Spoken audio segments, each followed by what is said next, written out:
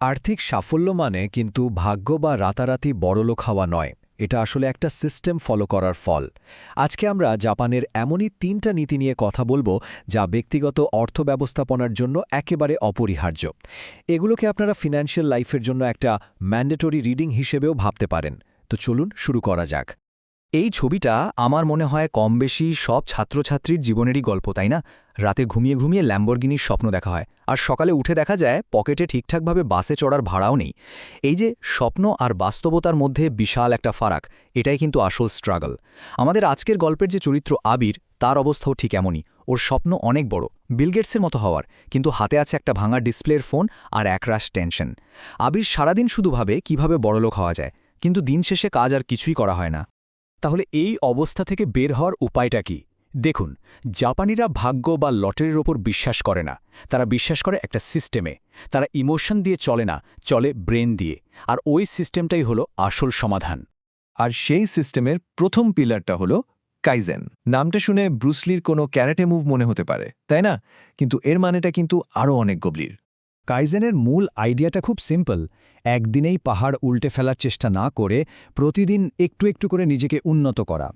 ঠিক যেমন রোম শহরটা একদিনে তৈরি হয়নি, আপনার ব্যাংক ব্যালেন্স বা ক্যারিয়ারও তো একদিনে তৈরি হবে না, তাই না?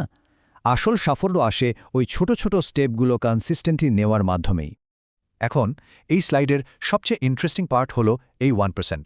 ব্যাপারটা শুনতে খুব ছোট মনে হলেও এর পাওয়ারটা অমসৃণ। প্রতিদিন যদি নিজেকে মাত্র 1% করে ব্যাটার করা যায়, তাহলে কম্পাউন্ডিংয়ের জাদুতে এক বছর শেষে আপনি আগের চেয়ে 37 গুণ বেশি পাওয়ারফুল হয়ে উঠবেন। হিসাবটা খুবই সহজ, কিন্তু এর ইম্প্যাক্টটা জাস্ট ইম্যাজিন করুন। আমাদের গল্পের আবির কিন্তু ঠিক এই কাজটাই করেছে। আগে যেখানে ঘন্টার পর ঘন্টা ফোনে ঝগড়া করে বা সোশ্যাল মিডিয়া স্ক্রোল করে সময় নষ্ট করত, এখন সেই সময়টা এসে কাজে লাগাচ্ছে। প্রতিদিন জাস্ট 30 থেকে 60 মিনিট নতুন কিছু শেখার জন্য। হতে পারে সেটা ভিডিও এডিটিং, কোডিং বা ডিজিটাল মার্কেটিং। আর এই কথাটা একদম মনের ভেতর গেঁথে নেওয়ার মতো। ওই যে খরগোশ আর কচ্ছপের গল্পটা আমরা সবাই জানি, এখানেও ব্যাপারটা তাই। ধীর কিন্তু স্থির কচ্ছপের মতো এগিয়ে যাওয়াই আসল বিজয়। বাবার টাকায় বাইক কিনে ফোটানি মারাচ্ছে, নিজের কামানো টাকায় রিকশায় চড়ার মধ্যেও একটা অন্যরকম সম্মান আর গর্ব আছে। আচ্ছা, তাহলে উন্নতি তো শুরু হলো। এখন এই উন্নতিকে টাকা পয়সার সাথে কানেক্ট করব কিভাবে?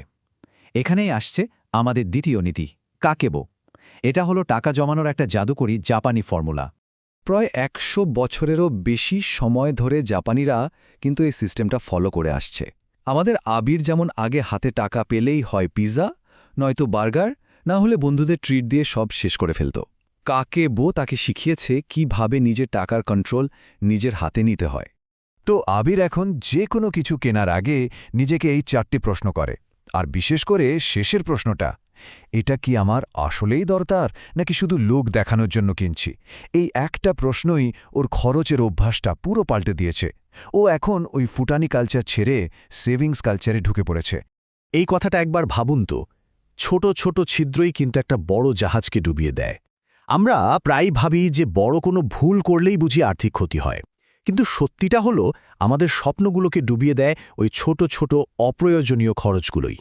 তবে এখানে একটা বড় কিন্তু আছে, একটা ডেঞ্জারাস ট্র্যাপ।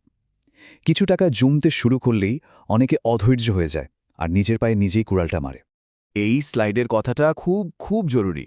অনলাইন জুয়া, বেটিং সাইট বা ওই যে 7 দিনে টাকা দিবুন টাইপের ট্রেডিং অ্যাপ, এগুলো কোনো সুযোগ না, এগুলো হলো ফাঁদ। এগুলো এমনভাবেই ডিজাইন করা যে প্রথমে আপনাকে লোভ দেখিয়ে একটু জেতাবে, তারপর যখনই আপনি বড় অ্যামাউন্ট লাগাবেন, ব্যাস সব শেষ। মনে রাখবেন, পৃথিবীতে ধনী হওয়ার কোনো লিগ্যাল শর্টকাট নেই। আচ্ছা, এবার আমরা আমাদের ফাইনাল এবং সবচেয়ে গুরুত্বপূর্ণ নীতিতে চলে এসেছি। এর নাম হল ইকিগাই। এর মানে হল বেঁচে থাকার কারণ বা জীবনের উদ্দেশ্য খুঁজে বের করা। ইকিগাই হলো 4টা জিনিসের একটা পারফেক্ট কম্বিনেশন। 1, যে কাজটা করতে আপনি ভালোবাসেন। 2, যে কাজটা পৃথিবীর দরকার। 3, যে কাজের জন্য আপনাকে টাকা দেয়া হবে। আর 4, যে কাজটাতে আপনি দক্ষ। যখন এই 4টা জিনিস একসাথে মিলে যায়, বুম, তখনই একজন তার আসল ইকিগাই খুঁজে পায়। আমাদের আবির তার ইকিগাই খুঁজে পেয়েছিল আঁকাআঁকি আর ডিজাইনের মধ্যে। সে পড়াশোনার পাশাপাশি ফ্রিল্যান্সিং করা শুরু করল। শুরুতে অনেকেই ওকে নিয়ে হাসাহাসি করত, বলতো এসব করে কি হবে, কিন্তু দমে যায়নি। আর এখন দেখুন, সে নিজের খরচ তো চালাই, সাথে পরিবারকেও সাপোর্ট করে। কিন্তু এই 3টে নীতি, কাইজেন, কাকেবো আর ইকিগাই এগুলোকে একসাথে আঠার মতো জুড়ে রাখার জন্য আরেকটা গোপন ফ্যাক্টর আছে, আর এটাই আবিরের জীবনকে পুরোপুরি বদলে দিয়েছে। সেটা কি জানেন? তার সার্কেল, তার বন্ধুবান্ধব বা নেটওয়ার্ক। আবির খুব ঠান্ডা মাথায় ওর আড্ডার সার্কেলটা বদলে ফেলল। যেসব বন্ধুরা সারাদিন শুধু গসিপ করত বা গেম খেলত, তাদের থেকে আস্তে আস্তে নিজেকে সরিয়ে আনল।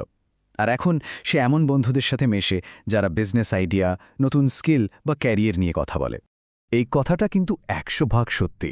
বলা হয় আপনি আপনার সবচেয়ে কাছের ৫ জন মানুষের অ্যাভারেজ, মানে তাদের চিন্তা, ভাবনা, অভ্যাস সবকিছুর গড়।